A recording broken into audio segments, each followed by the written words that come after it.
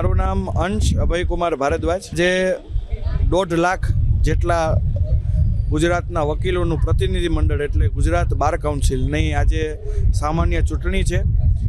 23 સભ્યો ચૂંટાઈ અને પ્રતિનિધિ તરીકે કાઉન્સિલમાં જશે એટલે સ્વાભાવિક છે કે તમામ વકીલોમાં ખૂબ ઉત્સાહ છે, ઉમંગ છે. અને ખાસ કરીને આજે મહિલા અનામત સુપ્રીમ કોર્ટના જજમેન્ટથી લાગુ થઈ છે.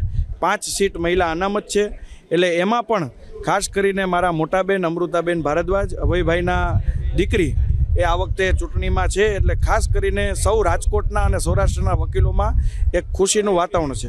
રાજકોટના વકીલોને ખાસ કરીને હાઈકોર્ટની બેન્ચની માંગણી રહી છે ઘણા વર્ષોથી, દાયકાઓથી, અને જેની માટે મારા પિતાશ્રી અભયભાઈએ પૂરી જિંદગી ખપાવી દીધી એવી હાઈકોર્ટની બેન્ચ એ સૌ પ્રથમની સૌરાષ્ટ્રના તમામ વકીલોની માંગણી છે. તે ઉપરાંત વેલફેરના પણ વિષયો છે અને નાના મોટા જે વકીલોને પ્રશ્નો હોય છે એ સામાન્ય રીતે કોર્ટમાં જે સંઘર્ષ થતો હોય છે જજો સાથે, એ પણ મુદ્દાઓ ખાસ કરીને ચૂંટણીના પ્રચાર દરમિયાન અમને જોવા મળ્યા છે. બહેનો છેલ્લા 3 થી 4 વર્ષમાં વકીલાત ક્ષેત્રમાં બહેનોની સંખ્યા ખૂબ વધી છે અને એમ કહેતા નવાઈ નહીં કે આજથી 4 થી 5 વર્ષના દાયરામાં બહેનો અને ભાઈઓની સંખ્યા સમકક્ષ થઈ જશે. એટલે બહેનોના જે પ્રશ્નો છે, વકીલોના જે પ્રશ્નો છે એ પ્રશ્નને વાચા આપવા કોઈ મહિલા જ સક્ષમ હોય અને એના જ કારણે સુપ્રીમ કોર્ટે આજે અનામત લાગુ કરી છે.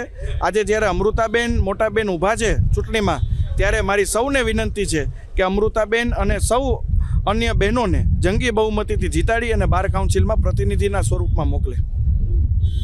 દિલીપભાઈ પટેલ છું અને બાર કાઉન્સિલ અંદર આ 4થી ટર્મ છે મારી.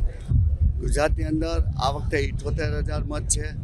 હું છેલ્લી 2 ટર્મથી પ્રથમ ક્રમાંકે હું જીતતો આવ્યો છું અને આ વર્ષે પણ મને વકીલોના કામ મેં એટલા કર્યા છે, કામના આધારે મને લાગે કે આ વખતે પણ હું પ્રથમ ક્રમાંકે જીતી જઈશ.